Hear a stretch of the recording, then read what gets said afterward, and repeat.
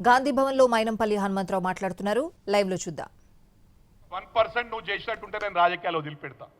97 నుంచి అమెరికా నుంచి వచ్చినప్పటి నుంచి ఈ రోజు వరకు పేదవారికి ఎక్కడ మంచినీటి సమస్య ఉంటే అక్కడ నా వాటర్ ట్యాంకర్ పోతుండే, వేలాది బోర్లు వేసినాం. ఇలా మా ప్రభుత్వం కూడా యూనిఫామ్ వేలో సిస్టమేటిక్ వేలో ఏవైతే కమిట్మెంట్ ఇచ్చిండ్రో కమిట్మెంట్కు 200% ఈ ప్రభుత్వం స్టిక్ ఆన్ అయి ఉంటుంది. మేము సిస్టమేటిక్ వేలో ముందుకు పోతా ఉన్నాం. ఇవి నువ్వు గమనించాలా. నువ్వు చెప్పేటి అన్ని బట్టబాజి మాటలు. ఏం మాట్లాడుతున్నావు నువ్వు? అల్వాలో వచ్చి కూర్చుంటా, నేను మీకు నిలబడతా, నీకేం చేతనైతే రా 4 ఫుట్ కానీ షుగర్ ఉంది నీకు, ఒక్క జాపడిస్తే 3 చుట్లు తిరుగుతావు అని గతంలో కూడా చెప్పిన, మళ్ళా కూడా చెప్తున్నా. ఇలా ప్రభుత్వం ఉందని బచాయించిపోయినావు, లేకపోతే బిడ్డ నీ తోలు తీస్తుంటే ఇప్పుడు కూడా చెప్తున్నా. ఇప్పటికీ మళ్ళీ మీరు ఇదే విధంగా ప్రవర్తించి ఎక్కడైనా దాడి చేసినట్టు చేస్తే ప్రతి దాడి ఉంటుంది. నువ్వు సిరిసిల్లాల చేయి, లేకపోతే పెద్దపల్లె చేయి, ఎక్కడ చేసినా మైనంపల్లి బ్యాచ్ వచ్చి మళ్ళీ నీ తోలు తీస్తా అని చెప్పి కూడా ఈ సందర్భంగా మనవి చేస్తూ, ఏవైతే ప్రభుత్వ పరంగా మేము చెప్పినామో 200% ఫుల్ఫిల్ చేస్తామని చెప్పి కూడా ఈ సందర్భంగా తెలియజేస్తూ, ఇది ఓన్లీ శాంపుల్. ఇది మీ అన్ని చరిత్ర చెప్పుకుంటూ పోతే 24 గంటలు కూడా సరిపోదు. అదేది ఎన్ని స్కామ్లు ఉన్నాయి. కంటోన్మెంట్లో ల్యాండ్ అమ్ముకుంటుంది, కంటోన్మెంట్లో ప్రైవేట్ వ్యక్తులకు ల్యాండ్ అమ్ముకుంటుంది, నీ ఫామ్ హౌస్ కట్టినావు, ఆడ నాలా ల్యాండ్ కబ్జా పెడితీవి, ఎన్క్రోచ్ అయినావు. నీ చరిత్ర మస్తుందిరా బాయ్. చెప్పుకోవాలంటే చెప్పుకుంటా పోతే మాకు టైం సరిపోదు. 24 గంటలుగా మేము డెవలప్మెంట్ మీద పక్కకు పెట్టి నీ చరిత్రనే చదవాలా. అందుకు మాట్లాడే ముందు నువ్వేం చేసినావు, ఏదైనా ఒకటి ఫుల్ఫిల్ చేసినావా? దళితులకు 3 ఎకరాల భూమి ఇస్తావు, ఇచ్చినావా? దళితుని సీఎం చేస్తావు, సీఎం చేసినావురా? ఇంటికి ఒక ఉద్యోగం అన్నావు, ఇచ్చినావురా? ఏమి ఇచ్చినావురా నువ్వు?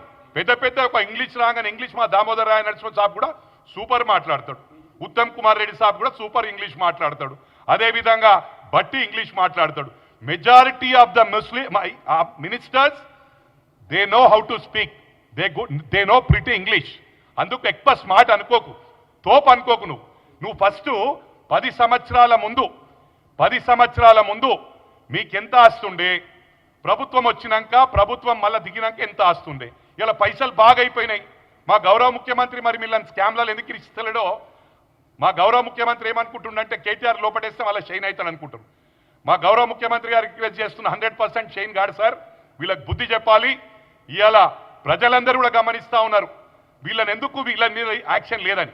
మరి మీరు జైలుకి పోయినరు, మనోళ్ళందరినీ జైలుకు పంపించినప్పుడు వాళ్ళని ఎవ్వరు పట్టించుకుంటలే.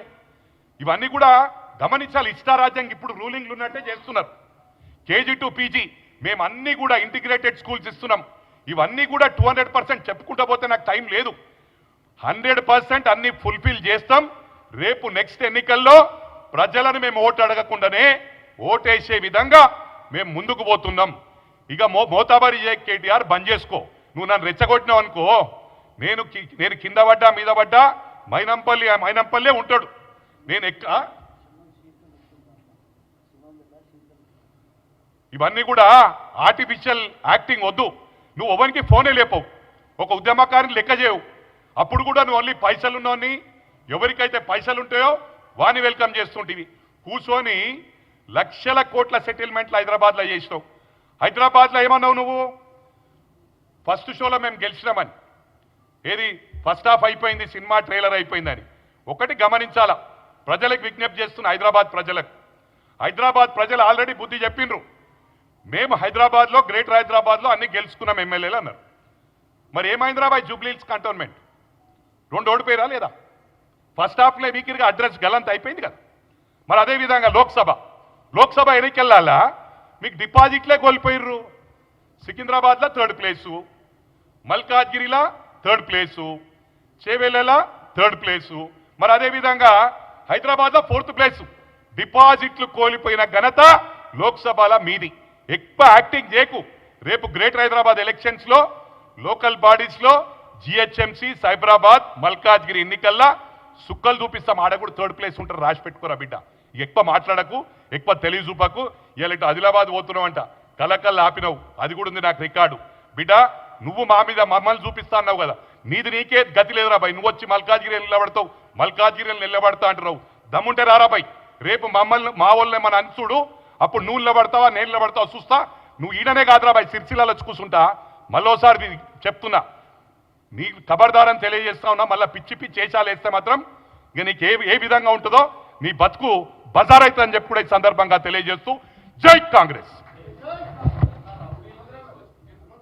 అన్నా